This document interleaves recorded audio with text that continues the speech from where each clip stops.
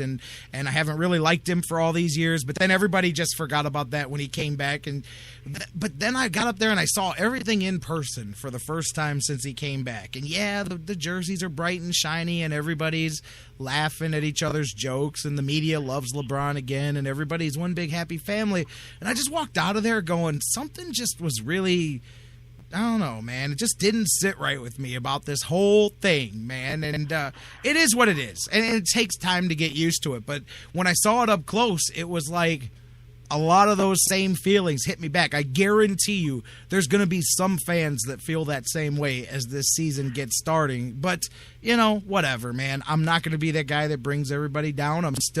I'm hopeful that they go out here and accomplish what they set out to accomplish. But I would be lying to you if I didn't tell you that I didn't walk out of there and go, man, I do still have some of those same feelings. I thought maybe they'd go away because everybody was so happy and everybody's like, yeah, Cleveland's number one. And I will admit, very impressive to see SportsCenter broadcasting live from Cleveland. When the hell do they ever do that? I think last time SportsCenter was live here was an Art Modell moved the Browns. I mean, it's been that long since something like that has happened. So from that side, I'm happy. But, man, just maybe the I don't know, whatever, some of those feelings still stirred back up because I'm watching it and I'm going, man, especially, and you're going to get this.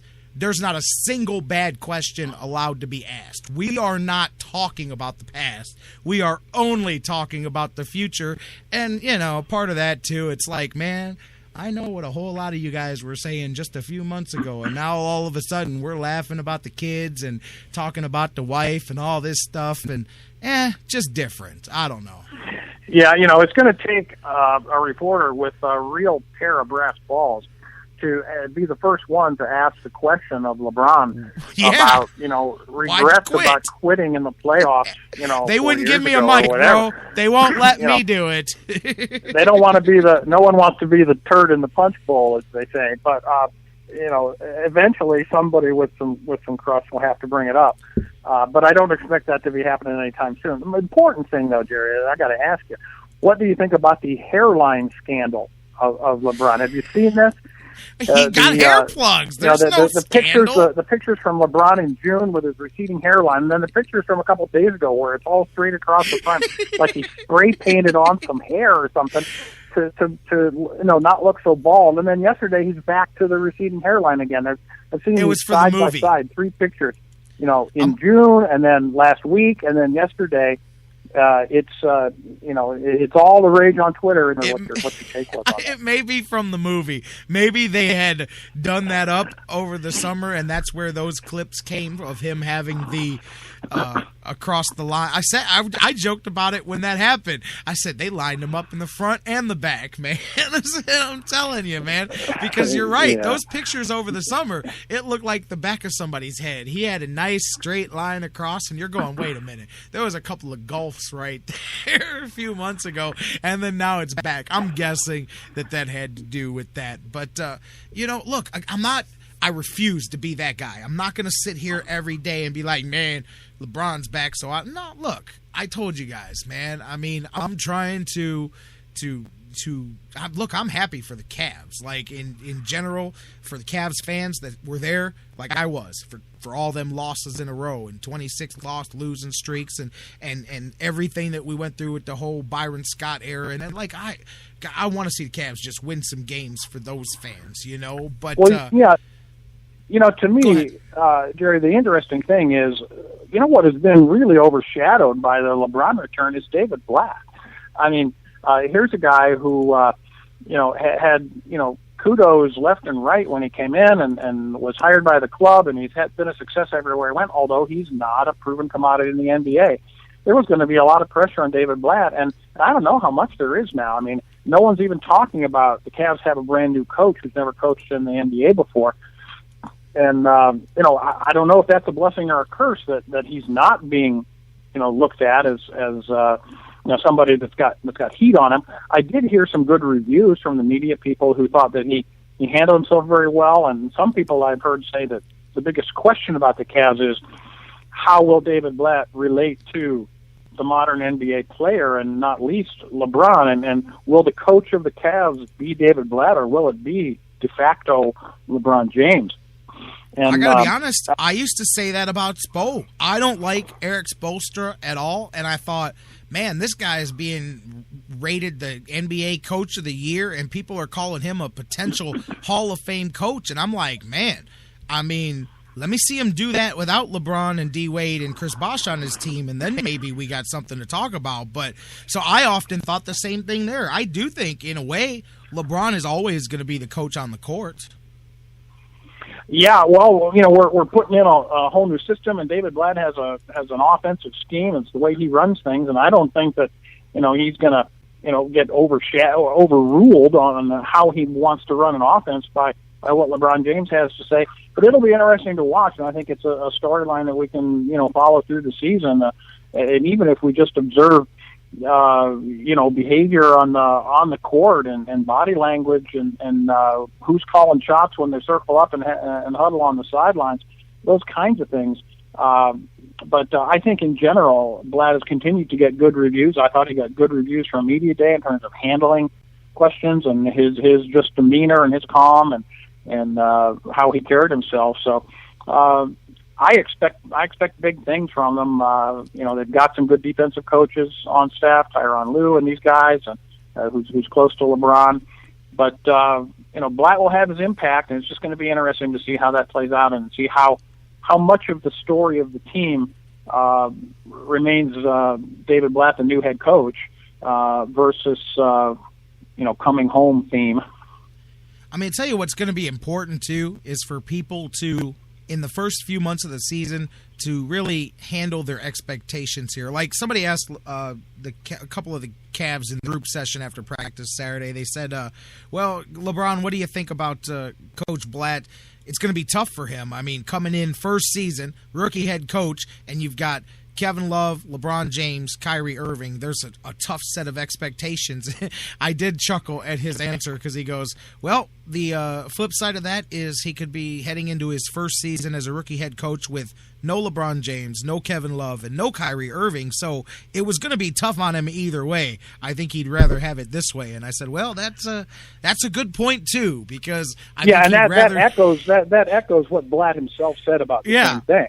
You're coming in, you've got LeBron James, and Blatt's answer was, the reverse could be worse. Not having LeBron James, I'll take it. In other words, it's a challenge, but we'll somehow deal with the fact that I've got the best player on the planet on my roster.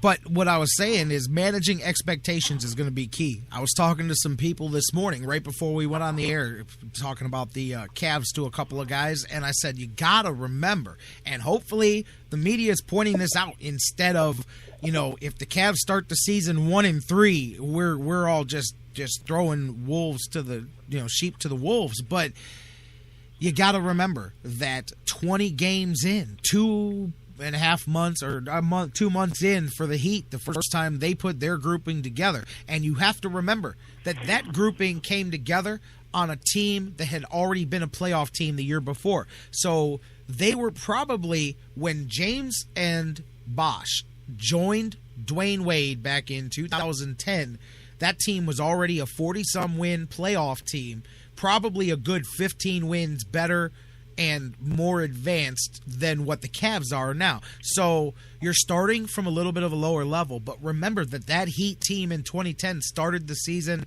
I think they were about 500 through the first 20 games. As a matter of fact, it was when they came here to Cleveland and they were playing about 500 ball, and the Cavs were a few games under 500. Remember that first season without LeBron.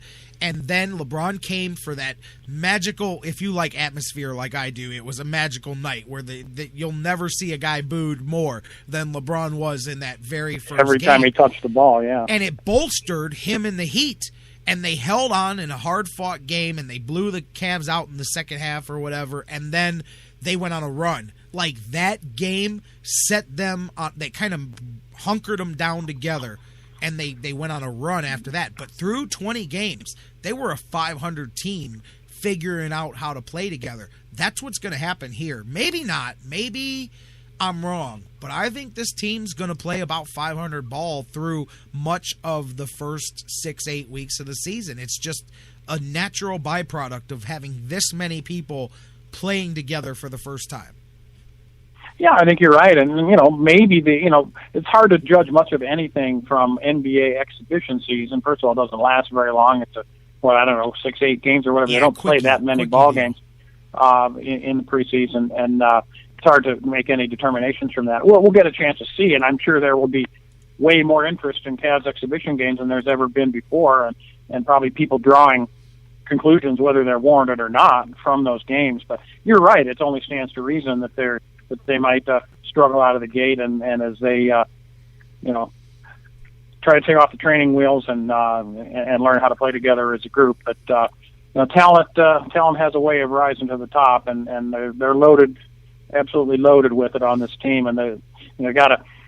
Some of the moves that Griffin was putting together over the weekend, where he traded 4 guys for Keith Bogans, and then turns around 24 hours later and trades Keith Bogans, and basically all in preparation for the next off season, it would appear, to get expiring contracts and clear cap room and try to put a situation together where they're not going to be into the luxury tax, and have some flexibility after this coming season is over, that you sort of have to tip your cap to Griffin for being on top of it and doing the things he feels he needs to do. Absolutely, because by doing that trade and flip basically with Bogans, they open themselves up nearly $6 million or so in a trade exception there. Now they, instead of Bogans as his own, you have to use in one chunk if you trade him. Now with the trade exception, they can use it as bits and pieces of several deals if they need. And I'm with you. Not only is that for the summer coming up, but I think that's also for the mid-season here, because you don't know how health-wise some of your veterans are going to hold up. You're still trying to figure out if it's going to be okay with Varejao and Haywood and Thompson as your center, or if you've got to go out there and get somebody else to protect the rim, which has become the hot word in Cleveland now all of a sudden. I joke about that, man. My Twitter timeline is filled with Cavs need a rim protector, and I'm like, man, that's become the buzzword here now in Cleveland, man. A lot of people calling it a rim protector, but they do got to have somebody in there when they funnel the offense in towards the rim. So I think they're also leaving themselves open in case something needs to be done at the mid part of last year. But yeah, you hit it. One of the things that I've seen, where was it that I read this? I can't remember who said it, but I saw it over the weekend. Said what did Miami in was they left themselves no flexibility. And after a couple of seasons, basically, it's like the Browns before they moved. Art Modell's debt just kept getting bigger and bigger to where you reach a point where even if you want to fix it, it's impossible to fix. The debt has just ballooned so high that it explodes. It's like a bubble. And it's the same thing with the salary cap. The Heat were able to make a couple of moves in the first 2 seasons and keep that roster fresh around the 3 guys. Once you got into year 3 and 4, especially when they wouldn't re-sign Mike Miller and they didn't want to go into the luxury tax, they really handcuffed themselves. And you see what the end result was, because it's really hard when 3 guys like what the Cavs are going to eat up the majority of your salary cap every year. You have to be really creative and flexible and good with the salary cap to continue to turn over that remaining roster. If this is the game we're playing, is let's see who can play with our core of 3 or 4 guys. Yeah, that's true, and you have to be obviously far-sighted about that, and that's why making these moves now is going to hopefully pay those dividends down the line. That's what Griffin's good at. Like you say, next off-season flexibility, and you make a good point about mid-season flexibility. And that's what Griffin's good at. He loves that word flexibility, so we'll get to see him go out there and do it. It's all interesting. Matter of fact, isn't the scrimmage Wednesday, the 1st, right? The inter-squad scrimmage. Did they already play the Maccabee scrimmage? No. They have the inter-squad scrimmage coming up, and then, yes, they've got the preseason slate begins. But I believe the inter-squad scrimmage is Wednesday, where they're just going to play red jerseys against gold jerseys, and I think there's about 10,000 people going to that thing. So that'll show you where the interest is on that. Yeah, they had to do a lottery to give away the tickets to the scrimmage the other day, man. So Dan Gilbert's just licking his chops.